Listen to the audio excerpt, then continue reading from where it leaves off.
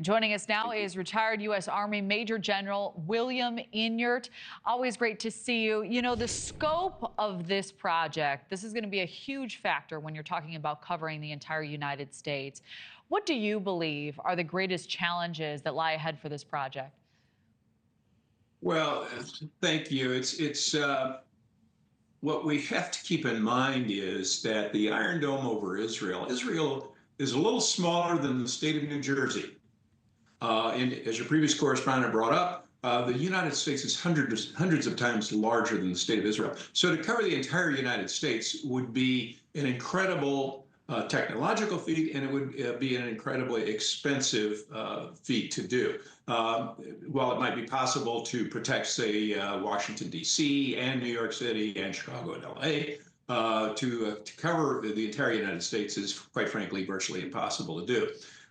Probably the better course of action, while we should continue research on anti-missile defenses and sensors that detect an early launch, certainly, as the saying goes, the best defense is a good offense. So for decades, we've relied on what's called mutually assured destruction.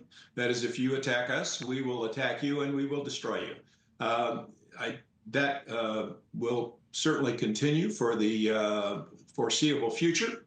And additionally, maintaining a strong system of alliances, such as NATO and the alliances that we have in the Western Pacific to surround China and bolster our defenses against China. Those are truly cost-effective, far less expensive than building this system, and they're technologically proven. Yeah. So President Trump made comments about this over the last week, and we do have a clip. We'll direct our military to begin construction of the great Iron Dome missile defense shield, which will be made all in the USA, much of it right here in Arizona. So as you know, most administrations dating back to Reagan, they tried to do a space-based defense system that was dubbed Star Wars, yet it ultimately failed. So how is this different? Well, that's a very good question, and perhaps that's one that needs to be asked of the administration, particularly before Congress funds this program that he's calling for. The technology grows by leaps and bounds, and we have seen that over the last couple of decades. And so if you lock into a system too early, then you lock into old technology. So we don't need to be locking into old technology. The Germans had that problem in World War II. They locked in to their fighter technology early, and were stuck with that, even though they came up with jet fighters late in the war, but they couldn't build enough of them at that point to make any difference. And it would be the same today. We just saw China come out with a new AI system that is much cheaper. It's not quite as good as what we've been developing, but it's a whole lot cheaper.